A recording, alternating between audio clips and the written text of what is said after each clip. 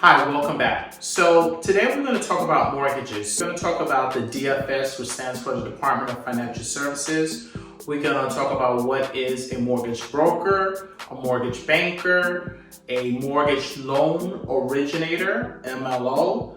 We're going to talk about what is a mortgage loan servicer, MLS. We're also going to discuss the difference between being pre-qualified and pre-approved. Super important. You definitely don't want to miss talking about that. So you want to make sure that if you're a buyer or you're working with buyers, super important. Then we're going to end the video talking about rate locks and the underwriting process, again, which is related to having either pre-approval or a pre-qualification. So if you're ready, let's begin.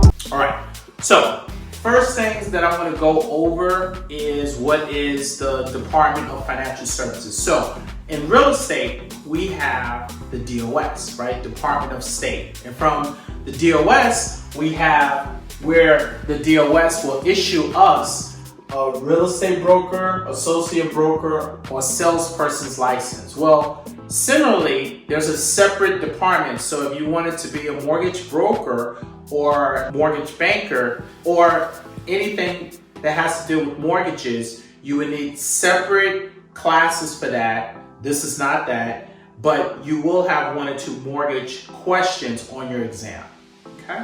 But there is a whole separate examination, and their process is, we have an online system, e-access for New York.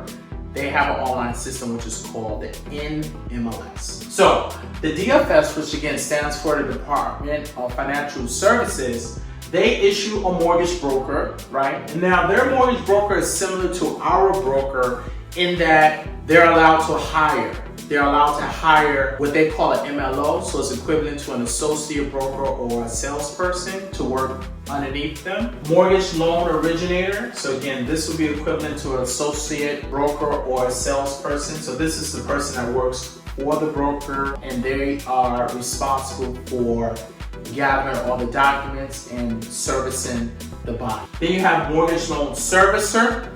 A mortgage loan servicer, MLS, is when, let's say, a group of us get together and we decide that we want to be a lender. So I go ahead, I become a mortgage broker, which is easy for real estate brokers. And I decide that I'm gonna get a group of friends. We all put in a certain amount of money, and all we do is lend the money out. We set what type of credit score we want, what type of debt to income ratio. Remember, we talked about that in the previous video, and we talked about the terms for the loan, right? How much interest we want to charge. Now, none of us have any experience as far as sending out invoices, requesting a payment. What if they don't pay and we need to foreclose? So what we're going to do is we're going to outsource all of those functions to what is called an MLS, mortgage loan servicer. So a lot of times people may think that they have a loan through Bank of America or through Wells Fargo, which are the largest servicers, but they had investors. Investors got together, they loaned out the money, but they use Bank of America or Wells Fargo to send the invoices to collect the funds and then disperse the funds to the different investors, okay? So that's a MLS. Now, another major difference with the mortgage broker, and this is why if you're in real estate, you want to have a contact information for a mortgage broker as well as the lender. But I'm gonna tell you why in my career since 2007, I mostly would use a mortgage broker. Here's the reason why. The mortgage broker is the middleman. So it's between your buyer, but 300 plus lenders. So what that means is no matter what scenario client is going to come to you, whether they have great credit or so-so credit or high debt to income ratio, low debt to income ratio, having a mortgage broker, right, because they're reviewing all of these lenders, they'll be able to look at all the different qualifications for each one, all right? But again, if the client has a 740 credit score, just have them just go straight to Chase Bank of America. They're gonna give you the best possible rates, all right? There's no comparison. But the mortgage broker is just good to have their information in the event that you come across a client that doesn't have a 740 credit score and they want to be able to compare all the options without having to apply for each and every bank that's out there. Another thing is you can have your credit run multiple times. As long as it's within a 15-day period, your client is fine. They won't see a fluctuation in their credit score. FICO understands, they see that, they know that your client is shopping for a mortgage. So as long as it's within that 15-day window, you're fine. Now let's talk about mortgage bankers, okay? So mortgage bankers, as you can see, totally different. You need to have a net worth of $250,000, right? Net worth of $250,000.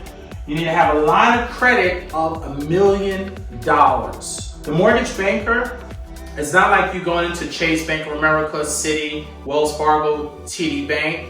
It's not where it's set up where it's brick and mortar, where you have an actual tellers. They do not accept checking or deposit accounts, okay? So that's why I said earlier that if I wanted to give it a group of friends and we all put in a certain amount of money into a pool, we can go ahead, form a mortgage company. We're mortgage bankers, and we can go ahead, loan out this money. We'll determine what the credit rates are going to be. We can determine what the debt to income ratio, how much of the down payment. So that's how a lot of hard money loan companies are created. They're from investors. Sells loans to the secondary market. So a mortgage banker will go ahead and have conforming. So in an earlier video, we talked about conforming loans.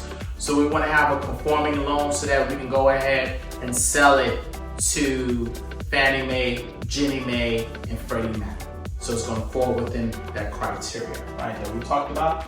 And then wholesale lending divisions. So a mortgage banker could loan money to other banks. Let's say we loan money at 2.5%, but then that bank goes ahead and receives loans at 4%. So they're making a point and a half off of their loans. So that's mortgage bankers. Now I'm going to discuss the difference between pre-qualification and pre-approval. So in earlier videos, we talked about predatory lending. We talked about, with predatory lending, again, the reason why we had 2008, the housing crisis of 2008, is because of the fact that a lot of the lenders were not checking documents. So they had loans that were stated, non-stated. So non-stated, you didn't have to show proof of income. A lot of them wasn't even getting their credits run, and they were able to receive a pre-qualification just like that. Today, you cannot use a pre-qualification. Let me say it again. If you submit an offer with a pre-qualification, more than likely that agent has been trained to send it back to you to let you know that basically your client is not qualified. It has to be a pre-approval. Why? Because of the underwriting process. So remember I said we're going to talk about the underwriting process. The underwriting process is they're going to call to verify employment. They're going to, if they're self-employed, they're going to ask for past years of tax returns. They're going to verify that income, and they're going to run your credit. They're going to run your credit because a pre-approval means that everything's been verified. So that's the reason why today no seller wants to be in a situation where they take their property off the market only to find out that the buyer that they have, at the end of the day, once they start running the credit and verifying their income, it's not what it is. So one of my agents had a client that stated that he made $1 million. But then at the end of the day, after everything was verified, going through the underwriting process, found out he only made $100,000. Now, I don't mean to say only like it's a small income, but you can agree that it's a huge difference between $100,000 and $1 million, right? It's like, how did you forget the zero, right? Why did you add too many zeros? So again, you don't want to be that seller that has somebody where you've taken the property off the market. Now you have to put it back on the market. So that's the difference between pre-qualification and pre-approval, is that with a pre-approval, you know they've gone through the underwriting process. Pre-qualification is not worth the paper that it's printed on. So if your client comes to you with a pre-qualification, tell them they have to have a pre-approval. Last thing I want to talk about is a rate lock. The reason why a rate lock is great for us agents, especially if you're working with buyers, is because a rate lock is going to just lock that loan in for 30 days. So let's say they locked the rate in at 3.75. So for 30 days at 3.75, the agent knows that, okay, this buyer is motivated and they want to find a property prior to it expiring. Because the buyer has a choice to receive a longer rate lock. They could do 60 days, they could do 90 days, but it's going to cost more money.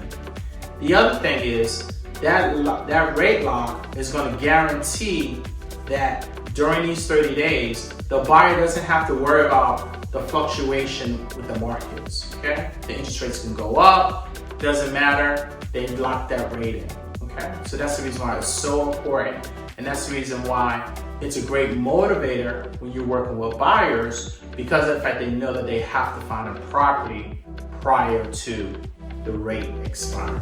Well, I hope you guys learned something today.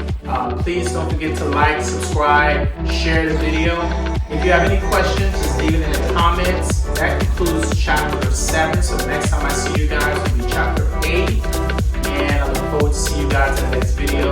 Take care and stay safe. Again for coming to our channel. We look forward to continuing to help you and guide you through your real estate book. We are currently doing a New York real estate sales book, but later on we will follow with California sales book, Florida sales book, as well as New Jersey sales book. So look forward to those videos. One of the other things that we want to also discuss in the channel is investment, because most real estate professionals out there, they never get to learn about investment at their firm. So we want to talk about foreclosures, what type of properties you should buy. So don't forget to like and subscribe and share the video so that you'll be notified when we drop those videos. We're trying to drop at least a minimum of 3 videos per week, and we look forward to seeing you in our next video. Thank you.